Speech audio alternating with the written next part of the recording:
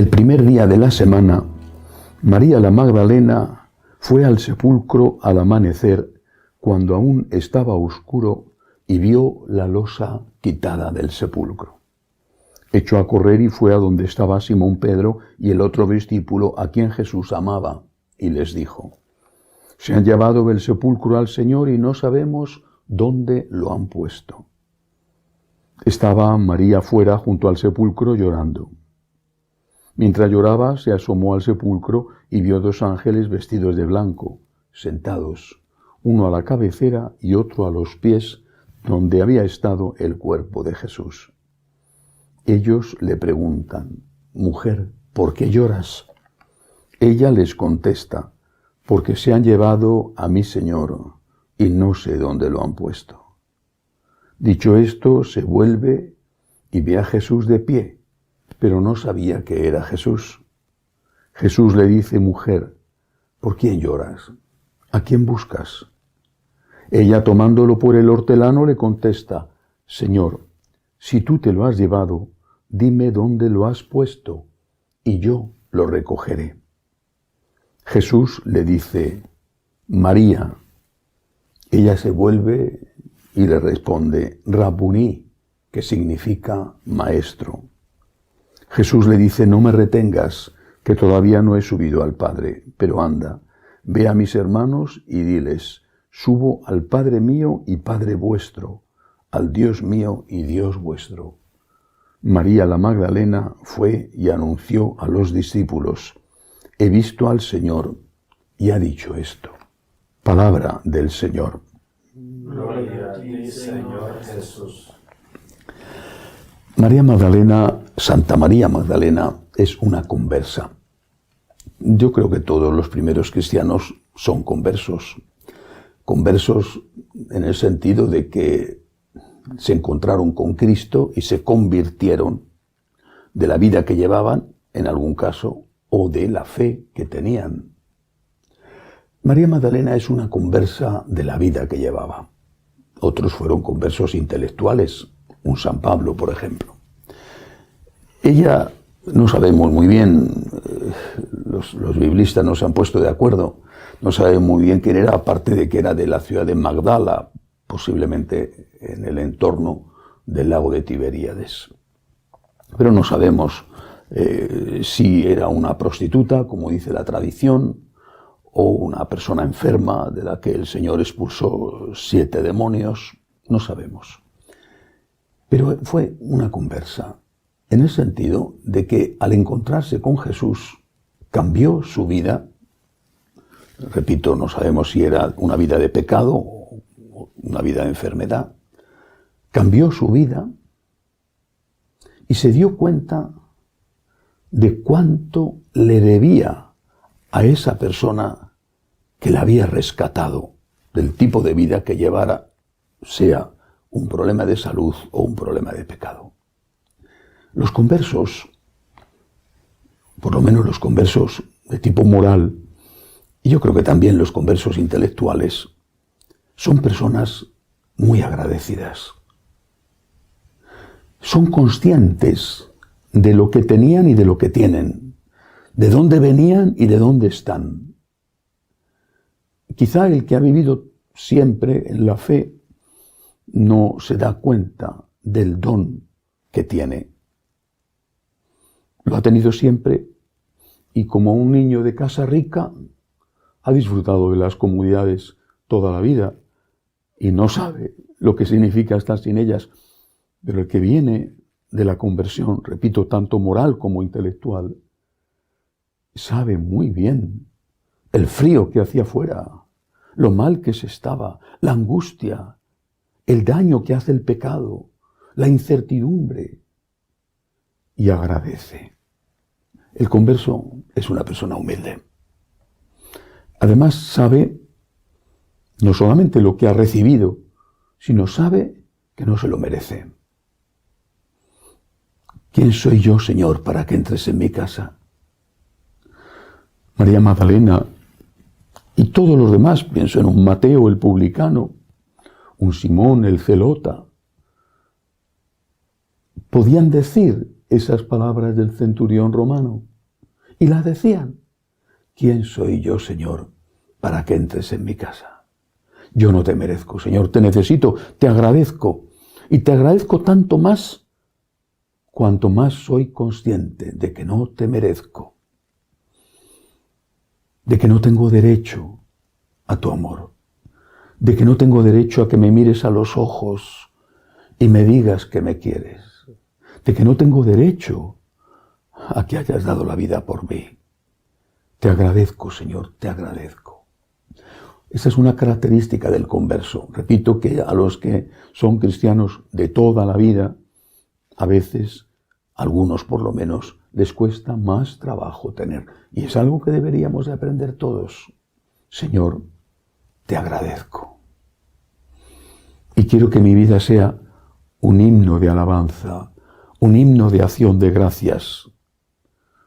Mi vida, es decir, mi corazón y mis obras. Te agradezco, Señor, porque no merezco tu amor, pero lo necesito. Pero luego hay otra cosa en este Evangelio en el que se cuenta la aparición del Señor a la Magdalena, que es muy actual. Esta mujer que amaba a Jesús con este amor de agradecimiento, que experimentaba y había experimentado a Jesús como su Salvador, sin embargo no tenía fe. Supongo que ella también, como los apóstoles, había escuchado lo de que al tercer día iba a resucitar, pero no tenía fe. Tenía amor a Jesús. Había colaborado en el descendimiento y en limpiarle aquella sangre espantosa que cubría su cuerpo destruido. Había ido esa mañana, a la mañana de Pascua, a continuar con una tarea de embalsamiento que había tenido que hacer a toda prisa. Tenía amor a Jesús, agradecimiento, pero no tenía fe. Y por eso dice esta frase, y se la dice a Jesús sin reconocerle, señal de que el cuerpo glorioso, el cuerpo resucitado, no es igual que el cuerpo en el momento en que morimos, sino más allá de lo desfigurado que estuviera el cadáver, le habría reconocido. Le va a reconocer, en cambio, curiosamente, por la voz, porque la voz es algo que cambia muchísimo menos en los adultos a lo largo de la vida. Pero cuando no le ha reconocido, le pregunta, creyendo que es el hortelano: se han llevado a mi Señor y no sabemos dónde le han puesto. Esta es una frase que dicen muchos católicos hoy. Se han llevado a mi Señor y no sabemos dónde le han puesto. ¿Qué dolor hay detrás de esta frase? En la Magdalena y en los católicos. Quizá no son conscientes de lo que están expresando, pero lo expresan muy bien. ¿Dónde está Jesús? ¿Dónde está Jesús? ¿Dónde han puesto a Jesús? Estoy en contra de que hayan quitado los sagrarios de los templos. Dicen que lo mandaba el concilio. Pues yo no he visto en ningún documento del concilio que dijera que había que quitar el sagrario de los templos. Hay que dar importancia al altar, pero no por eso había que quitar el sagrario del templo. Cuando un fiel laico entra en una iglesia, que normalmente lo hace el domingo, la mayoría, ¿dónde está Jesús? En una capilla lateral, a veces incluso en un edificio aparte, en una capilla lateral pequeña, donde la mayor parte de esos fieles no van a entrar, no ven a Jesús. No ven la luz roja que ha existido toda la vida junto al tabernáculo y que indica que allí está Cristo. No ven a Jesús. Esto es solo un pequeño ejemplo. Y después en las predicaciones se habla muchas veces de todo, menos de Cristo, del amor a Cristo, del amor de Cristo, de la vida eterna. Se habla muchas veces de política, en un sentido o en otro, y de otras cosas que son importantes, la caridad, la ayuda a los pobres, todo eso. Pero ¿dónde está Jesús? ¿Cómo se inflama el corazón de esa persona para que ame al Señor y por amor al Señor ame al prójimo? A veces he tenido la impresión de que en las emisoras de radio protestantes de Latinoamérica se hable más de Cristo que en las emisoras católicas. Y no solamente en las de Latinoamérica. El fútbol es mucho más importante que la palabra de Dios a la hora de elegir el sector de emisión que llega a más gente. ¿Dónde está el Señor? ¿Qué es la Iglesia? ¿Qué sentido tiene si no es para mostrar el rostro de Cristo, para adorar a Cristo, alabar a Cristo, agradecer a Cristo, vivir para Cristo? ¿Qué sentido tiene una iglesia humanista que ha olvidado que el objetivo por el cual fue fundada fue dar gloria a Dios? Esa gloria a Dios, naturalmente, así nos lo ha enseñado Jesucristo, pasa por el amor al prójimo. El apóstol Santiago lo dice claramente en su carta. No puedes amar al Dios al que no ves, si no amas al prójimo al que ves.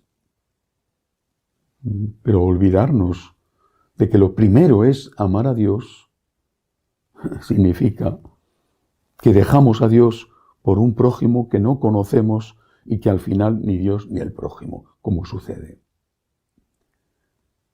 Por eso, la pregunta de la Magdalena, que es la pregunta de millones de católicos hoy, de millones, es una pregunta que necesita una respuesta. Se han llevado al Señor y no sé dónde lo han puesto. Cristo está vivo. Cristo ha resucitado. Cristo está en el sagrario. Cristo está en la Eucaristía. Y Cristo está también en el hermano que necesita tu ayuda. Porque es Cristo el que te dice, he tenido hambre y me has dado de comer o no me has dado de comer. Pero Cristo está vivo en la Eucaristía para ser adorado, para caer de rodillas llenos de gratitud, para decirle al Señor con el corazón en la mano, sin ti, Señor, me habría hundido. ¿Qué sería de mi vida sin ti, Señor? Gracias, eternamente gracias, Señor. Que así sea.